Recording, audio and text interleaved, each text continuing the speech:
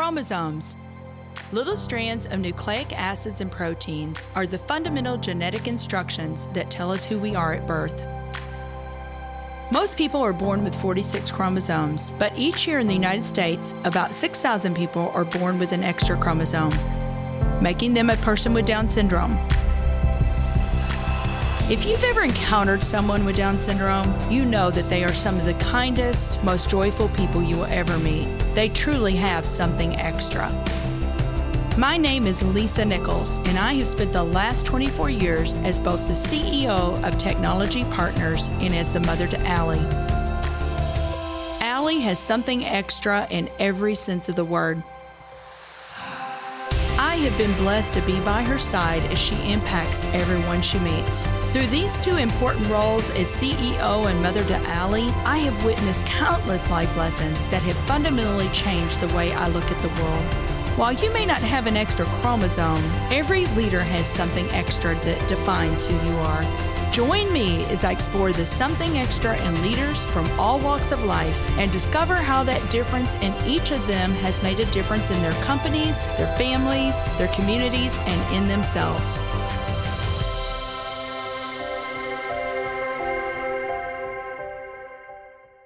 I am thrilled to have Britney Ruby Miller on the show today.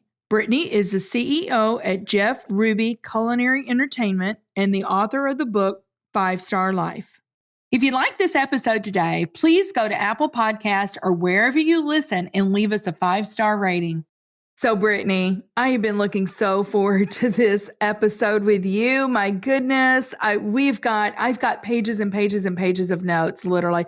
And I seriously just last year, I always like to go back and say the origins of how I meet someone. And you and I are involved in YPO, specifically in the Christian Fellowship Network. We have a vision of values every year. This last year was our 25th annual V&V. And here you show up, this beautiful, beautiful girl, and we just started talking, and I'm like, oh my goodness, I love this girl. You were so sweet. You've got a book out called 5-Star Life, The Faithful Fight to Overcome Obstacles and Pursue Excellence. And at the end of our time, you gave me your book, a copy of your book, and wrote the sweetest note in the front. The next thing I know, I'm like recruiting you to be on the board for Christian Fellowship Network. You said you would, and you've jumped in with both feet. I mean, you have helped us so much in the V&V that's happening in 2023 by securing resources. So we've got more to talk about than I know we're going to have time for, but I'm so excited to have you on the show today. Thank you for having me, and thank you for allowing me to be on the board. It's an amazing event. We're going to have a good time. I can't wait. Yes. So if there's any YPOers out there listening, please check in with us. This is going to be an amazing, amazing event. So, but here's the thing, Britney, your dad, is a really famous fine dining restaurateur person, Jeff Ruby. You are the CEO of Jeff Ruby Culinary Entertainment. You didn't start there, and we're going to talk about that, but now you are the CEO. Both of your brothers, Dylan and Brandon, are in the business too. So I love that you guys are continuing the legacy that your dad started. But you guys have 7 different steakhouses, maybe, and working on the 8th. You have the famous Precinct, which is like the premier restaurant, I believe, there in Cincinnati. You're headquartered in Cincinnati. But let me ask you, what was it like? Let's go back. What was it like growing up as a Ruby for you?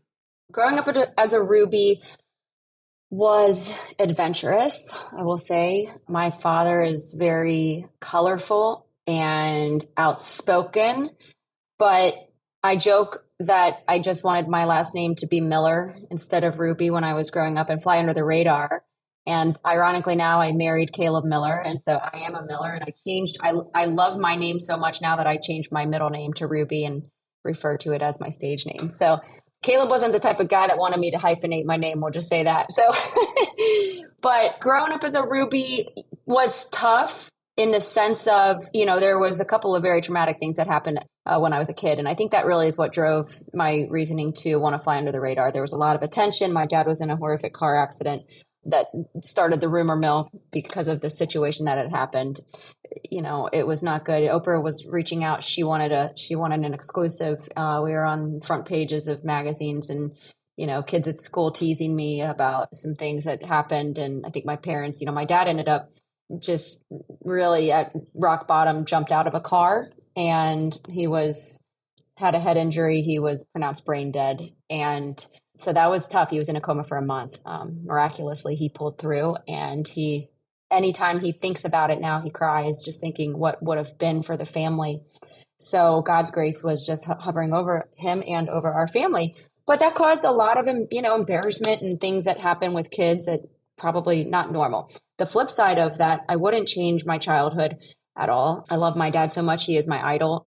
He is the smartest man that I know and the best business person that I know, and showed tremendous love to my brothers and I. And now I'm proud and I wouldn't change anything, but that can be tough as a kid. And even my kids today, they're pretty normal. I keep them normal, but they still have times where it's like, Mom, don't embarrass me. Well, this was like exponential when Jeff Ruby is your father, but man, he's amazing. I love it. And I wouldn't change anything about it.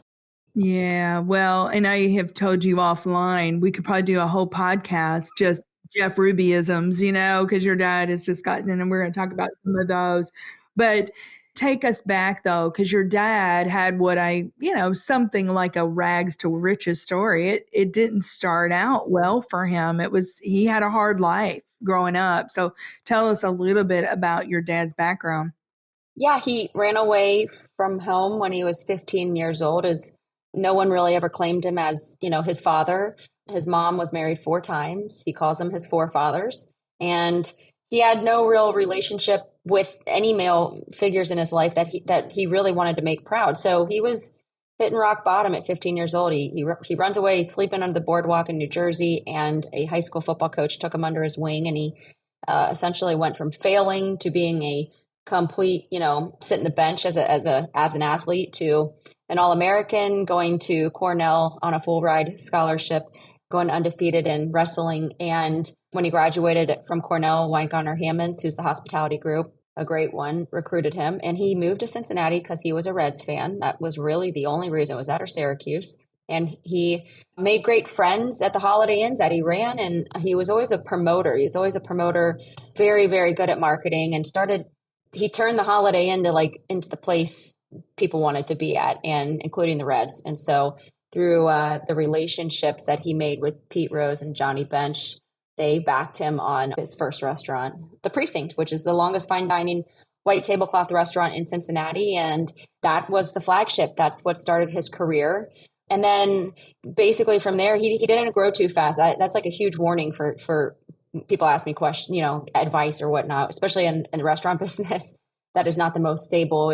He did such a good job. Just stick to the knitting, like do the basics, right? And he ran a great, great restaurant for many years, and then opened one more, but very slowly. And he said, I would rather watch my children grow, not my restaurants grow. But then there became a point where after, he put us through all of the training, hands-on operations, 15 years of working in the restaurants, where we were finally in a position to join our corporate team. And by team, I want to say there was 5 people, and now we're 40, but empowered me to build the team and expand the company. And now we're, like you said, 7 restaurants and about 850 employees.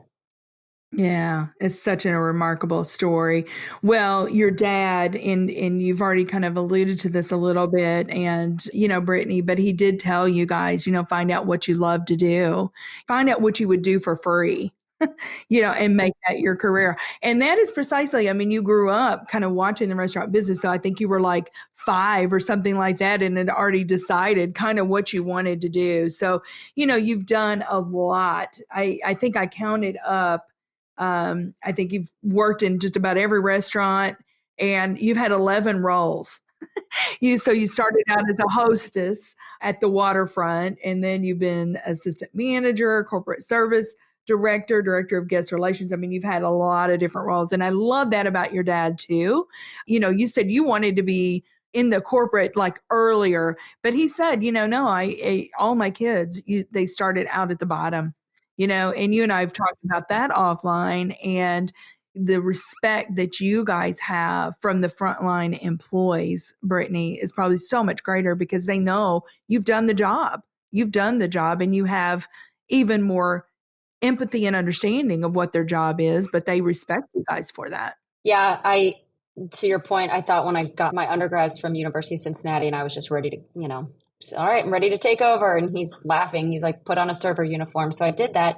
And then I went to culinary school truly just because I'm a perfectionist. I'm a recovering perfectionist. I will say that.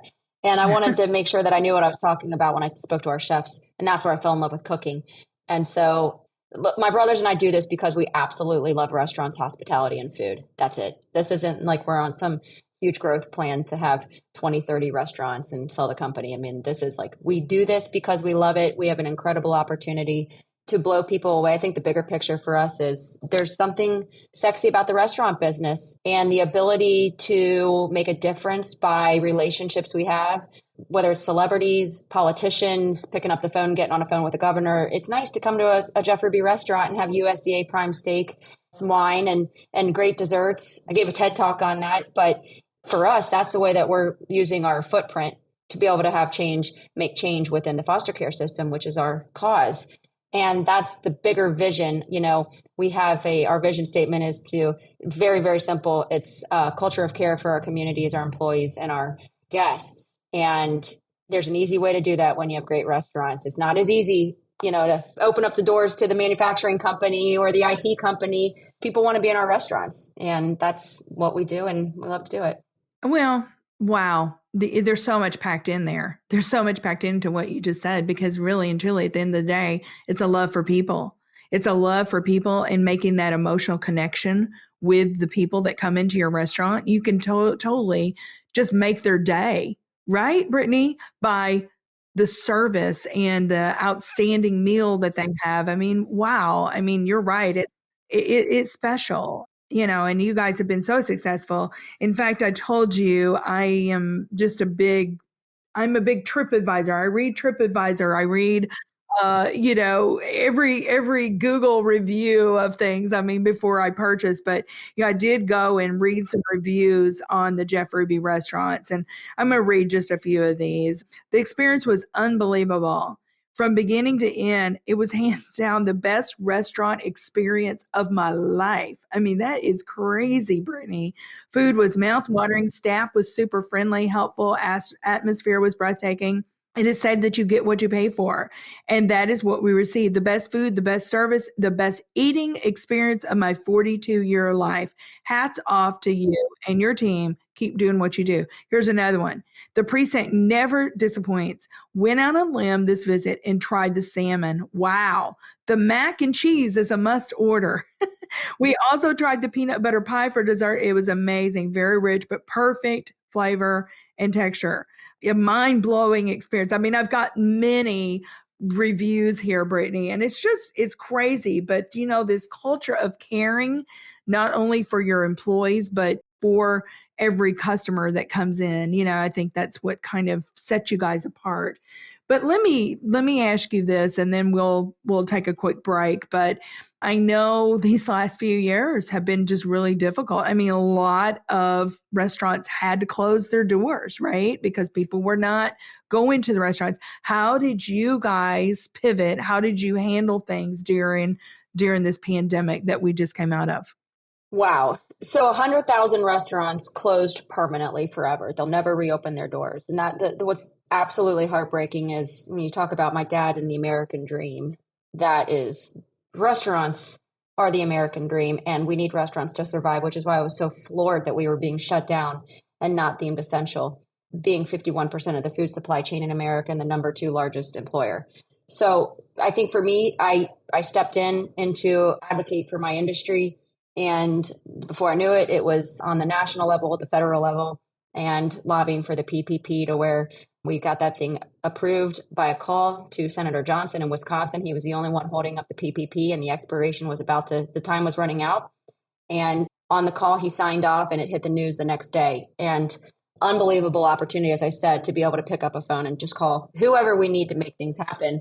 And that was quite the experience for me and a learning opportunity where I really made a decision that I'm not just going to sit back. I'm going to insert myself and kind of put myself on a PR tour to be able to lobby for restaurants. So for us, that was a scary time. Wrote my own executive summary for a line of credit to the bank when I just, basically furloughed 225 people overnight. My dad said it's the saddest day of his career. I will never forget him saying that. Next day, I was doing a press conference for Mayor Cranley in Cincinnati, just begging people to please support via carryout. I was on Governor DeWine's task force, and we were the first ones to reopen restaurants in the entire country, really. And along with 30 other operators from Ohio, we basically wrote the book on the Dine Safe Ohio order. And so it was a lot. And if you would have told me then, a year later, we'd be opening a 13,000 square foot steakhouse, and beyond that, 6 months after that, we're going to open a events and catering new venture, I would have said you're absolutely crazy. But here we are. And so it was sad, and I'm still sad. What's interesting right now happening is restaurants were guaranteed the employee tax retention credit, and they paid taxes on it, and we're 2 years out, and the restaurants haven't gotten it. So there's still so much work to be done. And I'm really at this point not doing it for our company because we're strong. It's the mom and pops that people need to support. It's the small businesses. And I don't think we're huge. We're 7 restaurants. We're not a huge chain steakhouse, and we don't want to be one.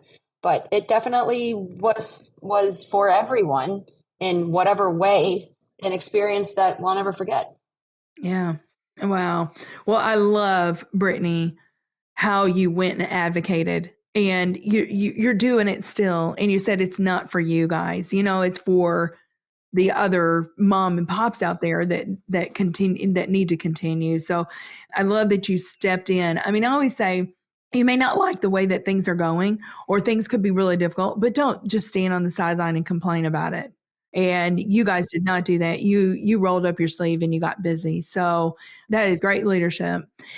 Well, I tell you, we've got so much more to talk about, but we do need to take a quick break, and we'll be right back with Britney Ruby Miller. In business, the tendency is to seek out partners who are bigger, faster, stronger. When it comes to IT, you should be looking for smarter, faster, better. That's just what you'll find with the talented technologists at Technology Partners. Our experts develop custom solutions to tackle your most complex challenges, all to simplify your processes in the smartest, most efficient way possible. The time to be swift and nimble starts now. Go to technologypartners.net/solutions and see what's possible. Gosh, Britney, we've talked about so many things, and there's so many other things I want to talk about. I would encourage our listeners, though, you've written this book, the 5-Star Life, the faithful fight to overcome obstacles and pursue excellence. And there's just so much good stuff in there. One story I read, and I know we have not talked about this, but I want you to tell our listeners about this story. I cracked up when I read the story about your dad when you were in high school, going to every bar and every bouncer. You're like 16 years old, and he goes to every one of them and says, if Britney ever comes in here with a fake ID and you let her in, I will shut you down. And I just cracked up at that story. So, tell our listeners a little bit more about that story, and then we've got a lot more things to talk about. Oh, Lord. Yeah, I was 16 going to bars, and he knew it. And he carried some weight in Cincinnati. And I thought I was cool with my friends and had a fake ID with a scanned, basically laminated type of, sticker on top of my license cut around. And it worked for a while until he went and told the bouncers.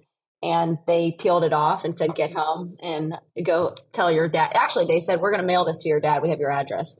And that was that. So I laugh about it now, but that's the type of dad that he was. Grateful because it was a loving father who was protecting me, and also wanted to mortify his daughter and prove a lesson that he was ultimately the boss.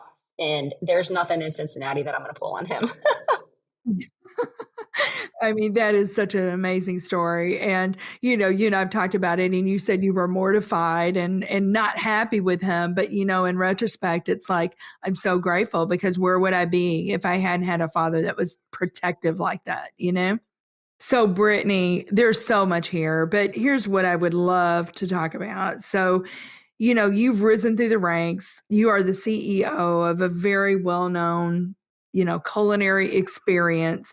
A lot of people, you're married to Caleb Miller, former NFL for the Cincinnati Bengals, football player. You have 4 beautiful children, Caden, Gracie, Hannah, and Asher. A lot of people will look at you, Brittany, and think you've lived this really charmed life, that everything in Brittany Ruby Miller's life is perfect.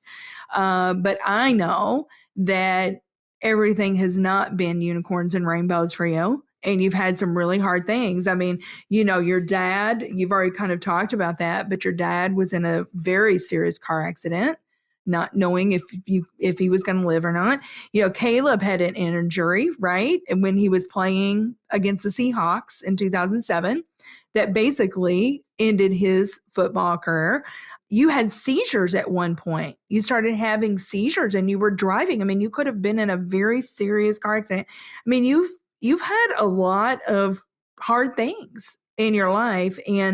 But if you would be willing to do this, I would love for you to talk a little bit about the specific journey trying to have a family. And I'd love for you to tell our listeners about Grace Catano. Oh, wow. Man, you do a lot of research. I got to tell you, I was telling somebody yesterday, side note, but I get asked to do a lot of podcasts. I'm sure you do too. I mean, when you're a business leader, and sometimes it's like getting asked to do jury duty because there's so many things that I can say that just become the same exact thing. What you do really well that not a lot of hosts do is do the research. And so I just appreciate that you did that, because we can talk very surface level or we can go deep and try to make an impact for the listeners. And so, yeah, I wrote a book. It's called 5-Star Life. I grew up knowing 5 stars in our restaurants was what we strive for. And that's all that mattered. Was when Polly Campbell, our food critic, came in, it better be 5 stars. And so having a background in fine dining and hospitality, but really the premise is about a 5-star life that, I was living a 1-star life for, many, many years through my childhood, through adolescence, through college, through marriage. And we should all be striving for 5 stars, that 5-star experience for our lives. And just real quick tidbit, my dad didn't try to commit suicide. I asked him that many years like down the road. He was just annoyed. He got in a fight with my mom. They were going 30 miles an hour and he jumped out and he basically was brain dead. And so he was in a coma for a month, and we didn't think he was going to make it. That was really traumatic news to get at 5 years old, basically. And he did. And so, tough thing. I mean, he's got still lingering side effects, but he's here, and that's all that matters. But, so that happens. As 16 years old, going to bars, that's not a good thing. I never really got into drugs, but I definitely was underage drinking and partying, and didn't have any self-worth, didn't have a true identity about, who God wants me to be at all. And that I was a child of his and that I was loved no matter what. And then I meet my now husband, and he has a career-ending back injury. He's lucky, he was basically paralyzed for a split second. He felt nothing. Warmth came over his body and he was able to walk off the field. But that was that. And then so he hits severe depression. He is basically at rock bottom. We're newlyweds. And then he goes through a transformation. And part of that transformation, which was a great thing, was, oh, by the way, I should confess to multiple affairs with you, with other women while we've been married. And I'm like, so he confesses to that. At the same time, we're going through miscarriages. I'm going to get to Grace Catano real quick. I just want to give a little bit of a backstory here. But, we're going through miscarriages. He tells me he needs to go get help. He goes to the Meyer Clinic, the Paul Meyer Clinic, which is, I think, the best psychiatric Christian place that you can possibly go to in America. I've seen lives completely transformed. I've sent multiple employees there, and every single one of them is better and has been transformed. And so he goes and he gets help. And then they tell me I need to go. And so I go to the Meyer Clinic and I get help. And here we are now trying to get our life back on track. And we have 3 pregnancy failures within 4 years. So miscarriage. And then I had a neural tube defect. At 13 weeks, I found out that the skull didn't form. And I carry a gene mutation called the MTHFR gene mutation. And basically, I only have a 33% chance of ever having a healthy baby. And that was terrible news. And then I had an ectopic pregnancy. At this point, I'm hitting rock bottom. And Caleb was going on a mission trip. When he was done playing and going through his transformation, he really became an international missions is just his thing. So, Africa and with Iris Global doing some stuff and Mozambique, but the Philippines was one that he hadn't gone on. And I said, you know what, I'm just going to go with you. So the reason why I said I was going to go, I didn't really have interest in going to the Philippines until I learned that my doctor made a mistake and advised Caleb that it was okay for him to get live vaccines. He had to get all kinds of vaccinations to go to the Philippines. And then the doctor calls back and says, you need to wait 3 months, no babies. And there's just not enough research. And we want to be really careful because you have so many issues.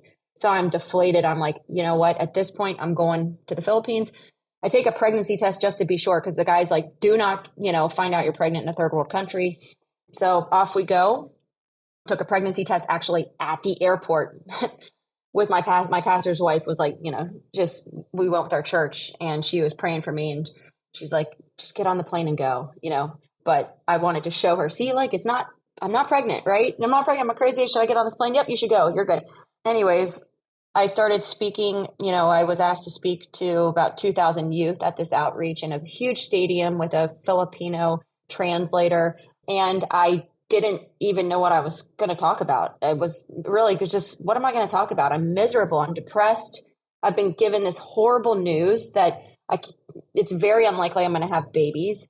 But I was doing a Beth Moore Bible study at the time, and it said, don't let man's percentages limit God's possibilities. And I just spoke it into existence. I got up on stage and said, I'm going to be a mom one day. And everybody started cheering. And I got off this stage and Grace Gaetano, who's the founder of One Way Outreach, said, can I pray for you? She puts her hands on my belly with her best friend, Miriam, and immediate heat. And I took a pregnancy test the next day and I was positive, and Grace Ruby Miller was born December 16th. She told me, she said, you're going to have a baby this year. And I said, well, it's April. There's no way. I know I'm not pregnant. She goes, maybe. I said, do you think maybe I'll get pregnant this year? She said, no, your baby's going to be born this year.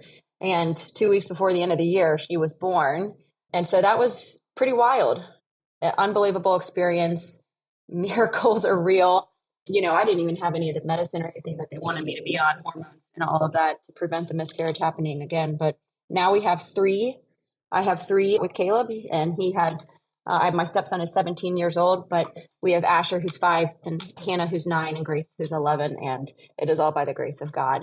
And Grace Gaetano praying for us. Grace Gaetano. And, and so Gracie actually has multiple meanings, Grace Gaetano, the grace of God. I mean, I love that story. I mean, I'm actually teary-eyed just listening to you tell it. Yeah. So, we all have stories and we all have things, tough things, that we have to go through. But I know, Britney, your faith has been the thing that has carried you through, those things. So, I mean, I want you to talk just a little bit about the foundation, because you guys have a heart for children in poverty. And I know that Cincinnati, there's a lot of Ohio, there's a lot of kids in the foster care system, just like there are here in Missouri. But tell me a little bit about the foundation. What are you guys hoping to accomplish? What is your heart around the foundation? So the Jeff Ruby Foundation, we founded it. We went through strategic planning, founded it, launched it, built it, basically Caleb really founded it based on all of his experience with the mission field and citywide work that he was doing with nonprofits. And we founded it and built it, and then COVID hit. So we just relaunched it, which we're pretty excited about, like a few weeks ago. So here we are, and we're ready to go again. But essentially, I had like 20 surrogate brothers growing up. My dad somebody took him in. Did he formally adopt him? No. Was he formally foster cared? No. It's just one person made an impact in his life, and he knew he could rely on him. And my dad in turn then did that to 20 other young men. And it was a great experience for me and my brothers. They're just incredible. I mean, they are everything from military to fire chiefs to business people now. And for his 70th birthday, the fundraiser, we brought them all up on stage one by one, and it was special. So he was dad to many, many kids. And there's a lot of kids in the foster care system who need a home.